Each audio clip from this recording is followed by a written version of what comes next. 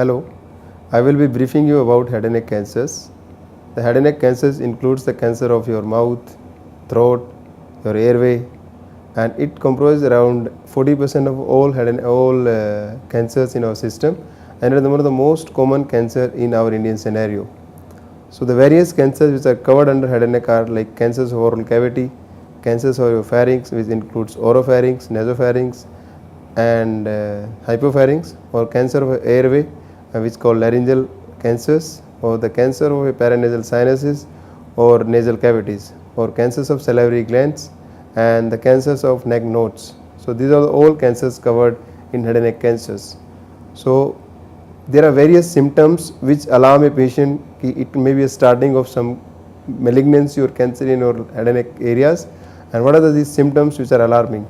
Like any non-healing ulcer in your lip or in your oral cavity, or any lump on the lip or in the mouth or the neck, any white or red patch on your gums, tongues, or lining of mouth, or any lump in the neck, or any sore throat or feeling that is something caught in the throat that does not go away with the medical treatment, or difficulty or pain on chewing or swallowing, change in voice, slurred voice, or unexplained weight loss. So these are the symptoms which alarms when we should report to a good physician or head and neck physician, so that he can examine you by doing a good physical examination of your oral cavity, oropharynx, or he can go to endoscopic examination of your oropharynx, nasopharynx, and hypopharynx and larynx.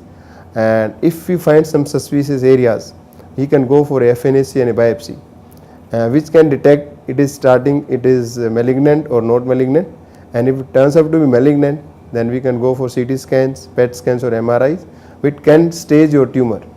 And depending on the stage of the tumor, we can dictate the treatment. There are various treatment for head and neck cancers, and one of the most important is surgery and radiation therapy, which are mainly curative treatments, and they are the local treatments. The second, the chemotherapy or the target therapy. In surgery, it can be open surgery, or it can be a robotic or laser surgery. In radiation therapy, the radiation therapy can be given by external ways, or it can be given by putting some implants in your tumor, which is brachytherapy.